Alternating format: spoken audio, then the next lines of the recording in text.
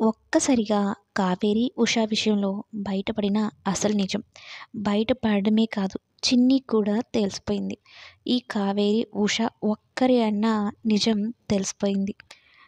చిన్ని వాళ్ళ ఇంటి నుంచి ఉష, అలాగే పని మనిషి ఇద్దరు కలిసి వస్తారు. అందులోనూ ఉష ఏంటి ఇప్పుడు కావేరి చీర కట్టుకుంది. కట్టుకోవడంతో సేమ్ టు సేమ్ కావేరిలానే అనిపిస్తూ ఉందనమాట. ఎంత యాటిట్యూడ్‌లో కానీ, మాట్లాడే విధానము, పద్ధతి, తినడము ఇవన్నీ ఎంత వేరుగా చూపిచ్చినా కావేరి అని ఒక్క నిజంతో బయటపడిపోతుందనమాట. ఎలా అంటే వీళ్ళకి బయటకొస్తుండగా దేవ కనిపిస్తాడు. దేవాని చూసి ఒక్కసారిగా కోపంతో ఉద్రేకంగా ఇదైపోతుందనమాట ఈ కావేరి. అదేంటి మాహి వాళ్ళ నాన్నని చూస్తే ఉషా టీచర్ అలా అయిపోతున్నారు ఏంటా అన్నట్టు షాక్ అయ్యి చూస్తూ ఉంటుంది. అసలు విషయం చిన్నికి తెలియదు కదా! అంటే దేవ వల్లనే తను జైలు పాలయిన విషయం కానీ, ఇదంతా జరిగింది ఎందుకు దేవ వల్లనే కదా! ఆ విషయం చిన్నికి తెలీదు. బాలరాజ్‌కి, కావేరికి మాత్రమే తెలుసు.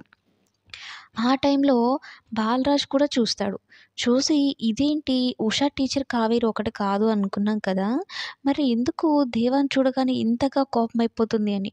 దేవాని చాటుగా చూస్తూ ఉంటాడనమాట బాలరాజు. డైరెక్ట్‌గా కనిపిస్తే ఎక్కడ ఏం జరుగుతుందో ఏంటో అన్నట్టుగా. ముఖ్యంగా చిన్ని గురించి ఆలోచిస్తాడనమాట. కానీ చిన్నికి ఏం అర్థం కాదు. మాహికి మాహి వాళ్ళ నాన్నకి ఏం సంబంధం? ఎందుకు అమ్మ అంతగా కోపమైపోతుంది అని. అయితే అప్పుడే చిన్ని వెనకాల తిరుగుతూ ఉంటాడు కదా బాలరాజు. బాలరాజుని అడుగుతుంది. అవును మాహి వాళ్ళ నాన్నకి, మా అమ్మకి ఏంటి సంబంధం అసలు? ఎందుకు మాహి వాళ్ళ అమ్మని, నాన్నని చూడగానే అమ్మ అలా అయిపోయింది. నాకేం అర్థం కావడం లేదు రాజు. నీకు నిజాలు తెలిసుంటాయి కదా! చెప్పు నువ్వు అని నిలదీస్తుందనమాట. బాలరాజు అవన్నీ వదిలేయమ్మా అలాంటివి ఏం లేవు అన్నా కూడా, లేదు అమ్మని నేనెప్పుడూ ఇలా చూడలేదు.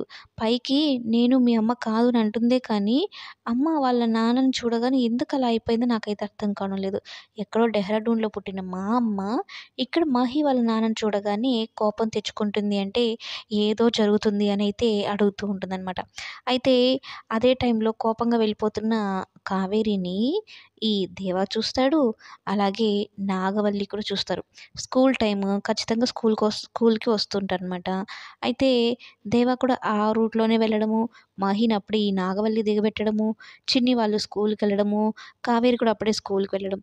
ఒక్కసారిగా అటు దేవ కంట కనపడుతుంది, ఇటు నాగవల్లి కంట కనపడుతుందనమాట కావేరి. అయితే కావేరిని నేను చంపేశాను కదా! మరలా ఈమె ఎలా వచ్చింది? ఎవరీమె? అన్నట్టు. ఉషా మీద ఆల్రెడీ పగ తీర్చుకునే ప్రయత్నంలో ఉంది నాగవల్లి. పెద్ద సైకో మొహంది. ఎవ్వరు ఎదురొచ్చినా, తనకి ఎవరు ఎదురు నిలబడినా గూడా వాళ్ళని చంపేసేటట్టు చూస్తూ ఉంటదనమాట. అటువంటిది ఇప్పుడు ఉష మీద పడింది. ఆ ఉషనే ఈ కావేరి, ఈ కావేరి ఆ ఉష అని గాని నిజంగానే తెలిస్తే ఒక్కసారిగా ఈ అమ్మగారికి ఫ్యూజులు అవుట్ అయిపోతాయనమాట. మొత్తం మీద అటు దేవాకి, ఇటు నాగవల్లికైతే కంట కనపడింది. దేవాని చూడగానే కావేరి అసలు నిజం తెలిసిపోయేలాగా మనకైతే ఎక్స్‌ప్రెషన్స్ చూపిస్తారు. ఇది ఆల్రెడీ బెంగాలీలో స్టార్ట్ అయిపోయిన సీరియల్ కాబట్టి స్టోరీ అయితే తెలుసుకోవచ్చు. పర్సన్స్ వేరైనా మనం స్టోరీ అయితే తెలుస్తుంది. 2 ఇయర్స్ ముందే ఉన్నారు కాబట్టి అక్కడ, ఇక్కడ మన సీరియల్స్‌లో ఏమైనా స్టోరీలో ఏమైనా మార్పులు చేయొచ్చో లేదో చూడాలి.